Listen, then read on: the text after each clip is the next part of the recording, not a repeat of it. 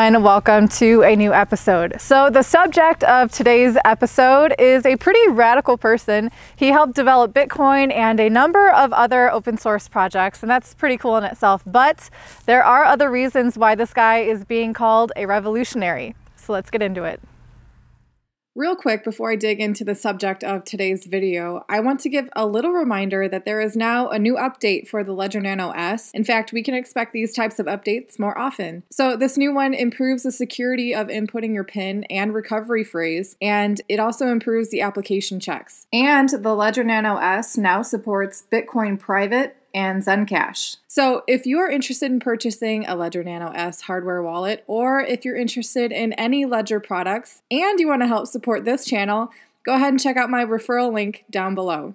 All right, are you all ready for this one today? Now prepare yourself to expand your thought process on what Bitcoin and technology is all about, because we're going to be covering a man named Amir Taaki.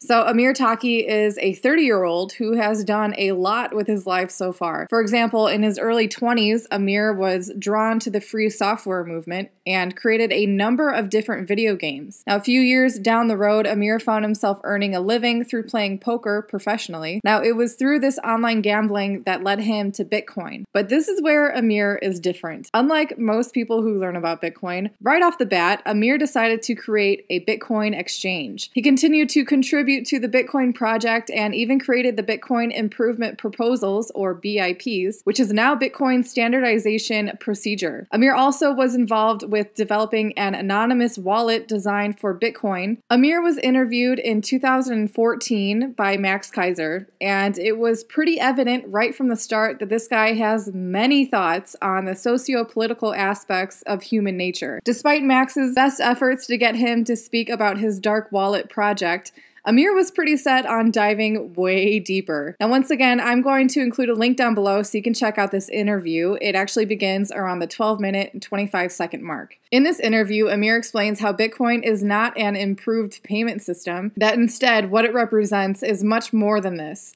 It is global, uncensored, and decentralized. He also reminds us that anonymity is vital for free speech. So as Amir continues his passionate speech, he makes some great statements about human behavior regarding technology and our evolution of using tools that can help equip people with the ability to live free. He makes it a point to emphasize that despite some people wanting to label Bitcoin as politically neutral, we cannot separate the socio-political rhetoric from the technology. And then he goes ahead and says some visually intriguing statements about what separates man from the animals is that unlike the animals who are satisfied with moving through the landscape, man shapes the landscape. Technology is a tool we use to live, that we can use to construct the world as we want through empowering the values we want to see happen. As if those statements weren't enough, he ends with a reminder about Bitcoin that there is no final victory. There may be individual battles, but it is very much about the process.